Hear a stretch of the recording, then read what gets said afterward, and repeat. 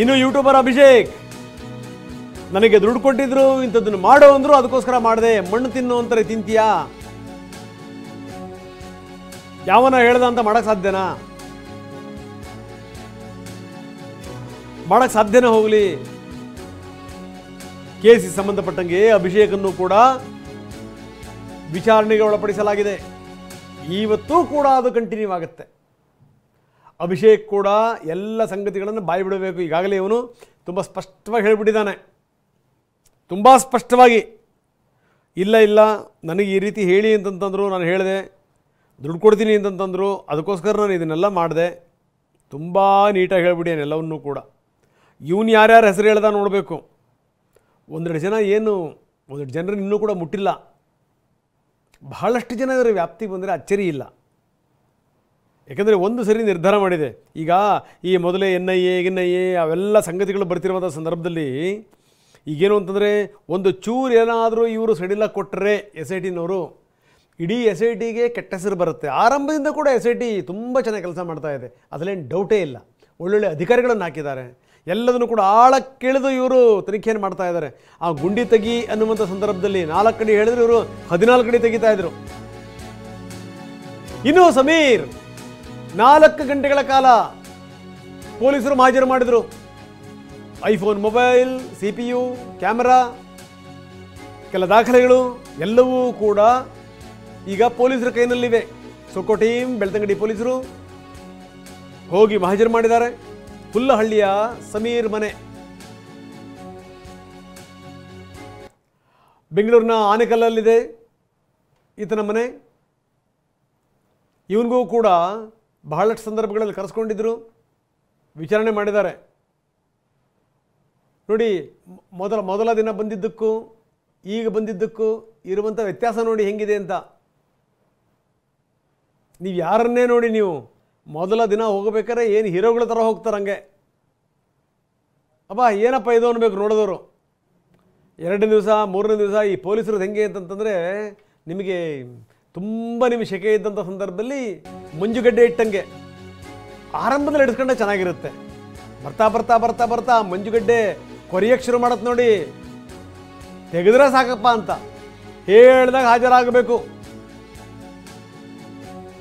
Search warrant ಪಡೆದನೇ ಎಲ್ಲ ತನಿಖೆ ಮಾಡಿದ್ದಾರೆ, ಎಲ್ಲವನ್ನೂ ಕೂಡ ಜಾಲಾಡಿದ್ದಾರೆ, ಹಲವಾರು ವಸ್ತುಗಳನ್ನು ವಶಪಡಿಸ್ಕೊಂಡಿದ್ದಾರೆ.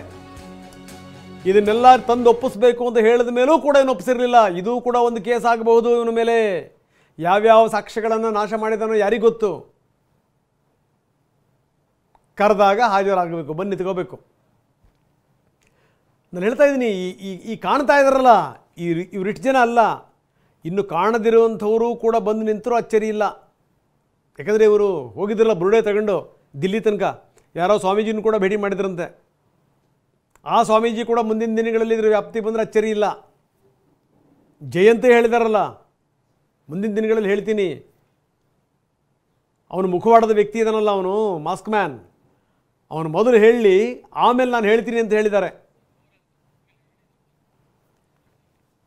ಬನ್ನಿ ನಮ್ಮ ಪ್ರತಿನಿಧಿ ಪೃಥ್ವಿರಾಜ್ ನಮ್ಮೊಂದಿಗೆ ನೇರ ಸಂಪರ್ಕದಲ್ಲಿದ್ದಾರೆ. ಪೃಥ್ವಿರಾಜ್, ಭಾಳ ಗಮನಿಸಬೇಕಾದಂಥ ಸಂಗತಿ, ಆರಂಭದಿಂದ ಇಲ್ಲಿ ತನಕ ಏನೇನಾಗ್ತಾ ಇದೆ ನೀವೆಲ್ಲ ತುಂಬ ಹತ್ತಿರದಿಂದ ನೋಡಿದಿರಿ. ಈಗಂತೂ ಅದು ಬೇರೆದೇ ತಿರುವನ್ನು ಪಡೆದಿದೆ.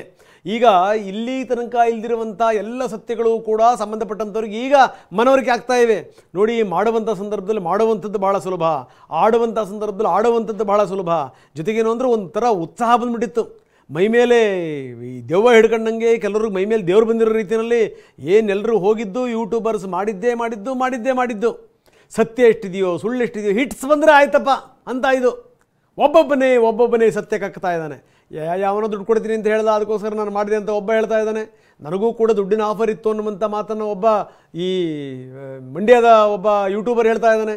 ಇನ್ನು ಈ ಯಾರ್ಯಾರ ಮನೆಯನ್ನು ಶೋಧ ಮಾಡಬೇಕು, ಯಾರ್ಯಾರ ಮನೆಯನ್ನು ಶೋಧಿಸಬೇಕು ಎಲ್ಲವನ್ನೂ ಕೂಡ SIT ಅಧಿಕಾರಿಗಳು ಮಾಡ್ತಾ ಇದ್ದಾರೆ. ಹಾಗೆಯೇ ಇದು ಕೂಡ ಈ ಸಮೀರ್ ಮನೆಯಲ್ಲೂ ಕೂಡ ಫುಲ್ ಜಾಲಾಡಿದ್ದಾರೆ. ಜೊತೆಗೇನು ಅಂತಂತಂದರೆ ಇದಕ್ಕೆ ಸಂಬಂಧಪಟ್ಟಂತೆ ಎಲ್ಲರೂ ಕೂಡ ಇದರ ವ್ಯಾಪ್ತಿಗೆ ಬರ್ತಾರೆ ಮುಂದಿನ ದಿನಗಳಲ್ಲಿ. ಅಚ್ಚರಿ ಇಲ್ಲ, ಏನಂತೀರಿ?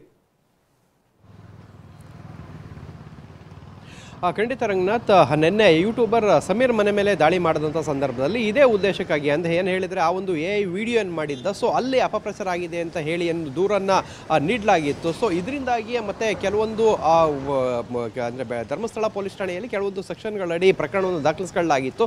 ಸೊ ಅದರನ್ವಯ ಬೆಳ್ತಂಗಡಿ ಪೊಲೀಸರು ಹೋಗಿ ಆ ಒಂದು ಐಫೋನು ಮತ್ತು ಕ್ಯಾಮ್ರಾ, CPU ಕಂಪ್ಯೂಟರ್ CPU ಸೇರಿದಂತೆ ಹಲವಾರು ದಾಖಲೆಗಳನ್ನು ಈಗ ವಶಕ್ಕೆ ತೆಗೆದುಕೊಂಡು ಬಂದಿರುವಂಥದ್ದು. ಇನ್ನೇನು ಬೆಳ್ತಂಗಡಿ ಪೊಲೀಸರು ಅದನ್ನೆಲ್ಲವನ್ನು ಕೂಡ ನಿನ್ನೆ ತೆಗೆದುಕೊಂಡು ಇವತ್ತು ಬೆಳ್ತಂಗಡಿಗೆ ಆಗಮಿಸಲಿದ್ದಾರೆ. ಅದಾದ ನಂತರ ಮತ್ತೆ ಮುಂದುವರಿದ ಅಂದರೆ ಈ ತನಿಖೆ ಮತ್ತೆ ಮುಂದುವರಿಯುತ್ತೆ. ಯಾವ್ಯಾವ ರೀತಿ ಅದನ್ನ ಅನಲೈಸ್ ಮಾಡಬೇಕು, ಸೋಕೋ ಟೀಮ್ ಕೂಡ ಇತ್ತು. ಸೊ ಅದು ಆ ಒಂದು ತನಿಖೆ ಒಂದು ಕಡೆ ಮುಂದುವರಿಯುತ್ತೆ. ಸೊ ಇಲ್ಲಿ ಪ್ರಮುಖವಾಗಿ ಸರ್ಚ್ ವಾರೆಂಟನ್ನು ಯಾಕೆ ತಗೊಂಡಿದ್ರು ಅಂತ ಹೇಳಿದರೆ, ಏನು ಪದೇ ಪದೇ ವಿಚಾರಣೆಗೆ ಕರೆದಂಥ ಸಂದರ್ಭದಲ್ಲಿ ಬರಲಿಕ್ಕೆ ತಡ ಮಾಡುವಂಥದ್ದು, ಬಂದಂಥ ಸಂದರ್ಭದಲ್ಲಿ ಅವರು ಕೇಳಿದಂತಹ ದಾಖಲೆಗಳು ಅಂದರೆ ಲ್ಯಾಪ್ಟಾಪ್, ಕ್ಯಾಮ್ರಾ ಇವನ್ನೆಲ್ಲ ತಗೊಂಡು ಬಾ ಅಂತ ಹೇಳಿದ್ರು ಕೂಡ ಸಮೀರ್ ತಂದಿರಲಿಲ್ಲ. ಸೊ ಅದಕ್ಕೋಸ್ಕರ ನ್ಯಾಯಾಲಯದಿಂದ ಸರ್ಚ್ ವಾರೆಂಟನ್ನು ಪಡೆದುಕೊಂಡು ಹೋಗಿ ದಾಳಿ ಮಾಡಿ ಈಗೆಲ್ಲವನ್ನು ವಶಕ್ಕೆ ಪಡೆದುಕೊಂಡು ಬಂದಿರುವಂಥದ್ದು. ಇದು ಒಂದು ಕಡೆ ಆದರೆ ಅಂದರೆ ಬೆಳ್ತಂಗಡಿ ಪೊಲೀಸ್ ಠಾಣೆಯಲ್ಲಿ ಇದು ನಡೀತಾ ಇದ್ದರೆ, ಇನ್ನೊಂದು ಕಡೆ SIT ಪೊಲೀಸ್ ಠಾಣೆಯಲ್ಲಿ ಆ ಯೂಟ್ಯೂಬರ್ ಅಭಿಷೇಕ್ ಏನಿದ್ದಾನೆ, ಸೊ ಆತನ ವಿಚಾರಣೆ ಈಗ 3ನೇ ದಿನಕ್ಕೆ ಕಾಲಿಟ್ಟಿರುವಂಥದ್ದು. ಮೊನ್ನೆ ವಿಚಾರಣೆ ಆರಂಭವಾಗಿದೆ. ನಿನ್ನೆ ರಾತ್ರಿ ಸ್ವಲ್ಪ ಹೊತ್ತು ಬಿಟ್ಟು ಕಳಿಸಿದರೆ ಮತ್ತೆ ವಾಪಸ್ಸು ಇಡೀ ರಾತ್ರಿ ವಿಚಾರಣೆಯನ್ನು ಮಾಡಿರುವಂಥದ್ದು. ಮತ್ತು ನಿನ್ನೆ ರಾತ್ರಿ ಕೂಡ ತಡರಾತ್ರಿ 2:30ವರೆಗೂ ಕೂಡ ಆತನನ್ನು ವಿಚಾರಣೆಯನ್ನು ಮಾಡಿ ಇನ್ನೂ SIT ಕಚೇರಿಯಲ್ಲೇ ಇಟ್ಕೊಂಡಿದ್ದಾರೆ. ಸೊ ಇವತ್ತು ಅವನ ತನಿಖೆ ಕೂಡ ಇನ್ನೂ ಮುಂದುವರಿಯುವಂಥದ್ದು. ಅಲ್ಲಿ ಕೇವಲ ವಿಡಿಯೋ ಮಾಡಿದ ವಿಚಾರಕ್ಕೆ ಮಾತ್ರ ಅಲ್ಲ, ಆತ ಕೂಡ ಈ ಒಂದು ಬುರುಡೆಯನ್ನು ತರುವಂತಹ ವಿಚಾರದಲ್ಲಿ ಮತ್ತು ಅವರೆಲ್ಲರ ಸಂಪರ್ಕದಲ್ಲೂ ಇದ್ದಿದ್ದರಿಂದ ಸಾಕಷ್ಟು ವಿಚಾರಣೆಯ ಬ್ಯಾಕ್ ಟು ಬ್ಯಾಕ್ ವಿಚಾರಣೆ ಆತನ ಮೇಲೆ ಆಗ್ತಾ ಇರುವಂಥದ್ದು. ಇನ್ನೊಂದು ಕಡೆ ಜಯಂತ್ ಕೂಡ ನಿನ್ನೆ ವಿಚಾರಣೆಗೆ ಕರೆದು ರಾತ್ರಿ 2:30ವರೆಗೂ ವಿಚಾರಣೆ ಮಾಡಿ ನಂತರ ಬಿಟ್ಟು ಕಳಿಸಿದ್ದಾರೆ. ಇವತ್ತು ಮತ್ತೆ ಜಯಂತ್ಗೆ SIT ಕಚೇರಿಗೆ ಬಂದು ವಿಚಾರಣೆಗೆ ಹಾಜರಾಗಬೇಕು ಅಂತ ಹೇಳಿರುವಂಥದ್ದು.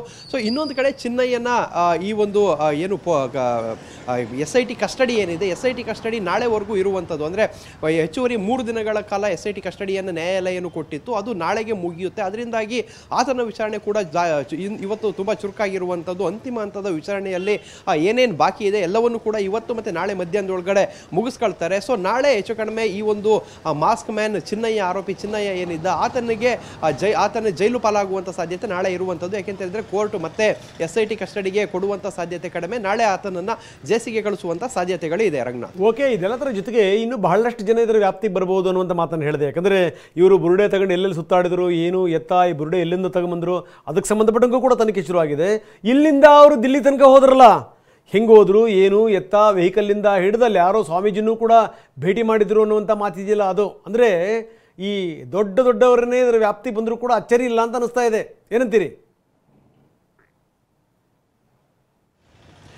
ಖಂಡಿತ ರಂಗನಾಥ್, ರಾಜ್ಯದ ಒಂದು ಏನು ಪ್ರಖ್ಯಾತ ಮಠದ ಪ್ರತಿಷ್ಠಿತ ಸ್ವಾಮೀಜಿಯನ್ನು ಕೂಡ ಅವರು ಭೇಟಿಯಾಗಿದ್ರು ಅನ್ನೋ ಮಾಹಿತಿ ಇರುವಂಥದ್ದು. ಸೊ ಜಯಂತ್ TV9 ಜೊತೆ ಮಾತಾಡ್ತಾ ಆ ವಿಚಾರವನ್ನು ಕೂಡ ಹೇಳಿದ್ದಂಥದ್ದು. ಮತ್ತು ಇದು ಕೂಡ SIT ಅಧಿಕಾರಿಗಳಿಗೆ ಅವರು ಏನು ಕೆಲವೊಂದು ಸ್ಟೇಟ್ಮೆಂಟ್ಗಳನ್ನು ಎಲ್ಲರೂ ಮಾಡುವಂಥ ಸಂದರ್ಭದಲ್ಲಿ ಆ ಚಿನ್ನಯ್ಯನ್ನೇ ಹೇಳಿರುವಂಥದ್ದು. ಈ ರೀತಿ ಕೆಲವೊಂದು ಮಠಕ್ಕೆ ಕರ್ಕೊಂಡೋಗಿ ಸ್ವಾಮೀಜಿಯನ್ನು ಭೇಟಿ ಮಾಡಿಸಿದ್ದಾರೆ ಅಂತ ಹೇಳಿ.